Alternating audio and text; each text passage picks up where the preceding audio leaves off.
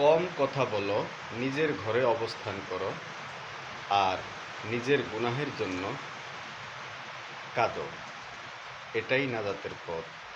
এই কয়টি কথার মধ্যে সবগুলি কথাই আমাদের জীবনে বাস্তবায়ন যদি না হয়, তাহলে আমরা আল্লাহ এবং আল্লাহ রসুলের নির্দেশিত পথগুলো এবং দুনিয়া ও আখরাতে শান্তিতে চলা বড়ই মুশকিল আমাদের জন্য। যত আমাদের কম কথা বলবো এবং প্রয়োজনীয় কথা বলবো, ততই আমাদের জীবনের বর্তমানে শান্তি। আর কম কথা বলা মানে এরকম নয় আপনি সম্পূর্ণ বন্ধ হয়ে যান, অর্থাৎ কথা বলা বন্ধ করে দিন। নো, প্রয়োজন অনুযায়ী কথা বলা, অতিরিক্ত কথা না বলা, এটাই হলো কম কথা বলার সব মূল লক্ষ্য। আর কম কথা বলে সাথে সাথে আল্লাহ রব্বুল আলমিনের জিকির করা, আল্লাহ রব্বুল আলমিনকে স্মরণ করা, তাসবিহ তাহলিল পাঠ করা, জিকির আজকার করা, কোরআন তেলাওয়াত করা, এগুলি কম কথার অন্তর্ভুক্ত। আর নিজের ঘরে অবস্থান করো, এই কথাটি দ্বারা আমরা এটাই বুঝি বর্তমান দুনিয়ায় পাপে ভরপুর। বাইরে যান পাপ, কাজে কর্মে যান পাপ। যদি আপনার কাজে কর্মে নিজে সুন্দরভাবে ইসলামী ও হালালভাবে পরিচালিত হন বা করেন, তাহলে আপনার কোনো সমস্যা নেই। চাকরি বাকরি, ব্যবসা বাণিজ্য, সেটাতে আপনি যাবেন এবং হালালভাবে পরিচালনা করবেন।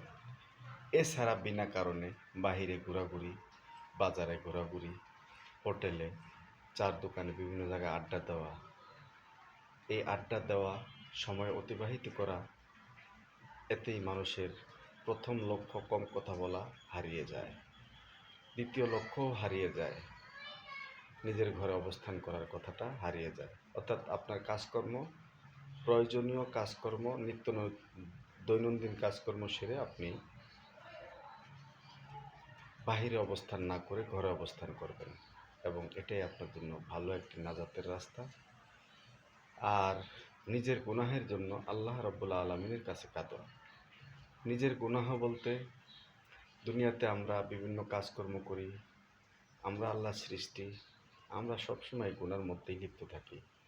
নেক কাজ করতে গেলেও আমাদের ঠিকমতো হয় না। তো এই জন্য আমরা যে নেক কাজগুলি করি, যে নেক আমলগুলি করি, আল্লাহর ফরজ হুকুমগুলি আদায় করি, সে আদায়গুলির সাথে সাথে আল্লাহ রাব্বুল আলামিনের কাছে লজ্জিত হয়ে ক্ষমা প্রার্থনা করে আল্লাহর কাছে কাঁদা আমাদের জন্য খুবই জরুরি।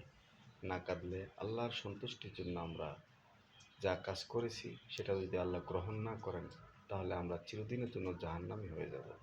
তাই আল্লাহর কাছে গুনাহ মাফের জন্য সবসময় কান্নাকাটি করা, সুযোগ পেলেই কান্নাকাটি করা, 2 রাকাত নফল নামাজ পড়েই কান্নাকাটি করা, রাতে, গভীর রাতে আল্লাহর কাছে কান্নাকাটি করা।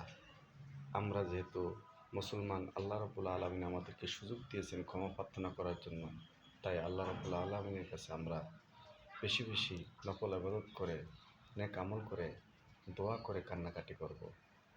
আর এই সমস্ত কথাগুলির লাস্টের অবস্থান হলো, এগুলি দিয়েই আমাদের নাজাতের রাস্তা, দুনিয়া ও আখিরাতের কামিয়াবির রাস্তা হাসিল হবে।